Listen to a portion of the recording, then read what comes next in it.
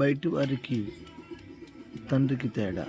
తండ్రి కుమారులకు కుమార్తెలకు ప్రతి మాట గద్దించి చెప్తాడు. ఎందుకు అంటే తన పిల్లలు ఉన్నత స్థానంలో ఉండాలి అని ఆలోచన చేస్తాడు కనుక. అదే మన రక్త సంబంధికులు కావచ్చు, వేరే ఫ్రెండ్స్ రిలేషన్స్ ఎలా ఉంటారంటే వాళ్ళ పిల్లలు ఉన్నత స్థానంలో ఉండాలి, వీళ్ళ పిల్లలు ఏ విధంగా ఉన్నా పర్లేదని చెప్పి నవ్వుకుంటూ చెప్తారా, ఏం చేస్తున్నావురా, చదువుతున్నావా, సరే పోలే, వెళ్ళకుంటే మేలే. ఇది అదే తండ్రి, వెళ్ళు, చదువు, బాగుపడు, ఇష్టపడు, పని చెయ్యి అని గద్దించి చెప్తాడు, బుద్ధి చెప్తాడు, కోపంగా చెప్తాడు. ఎందుకంటే తన పిల్లలు బాగుపడాలి అని.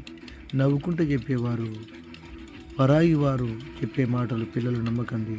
నవ్వుకుంటూ చెప్తారు, మిమ్మల్ని చెడిపోవాలి అని చెప్తారు. తండ్రి మాత్రం కోపంగా గద్దించి చెప్తాడు.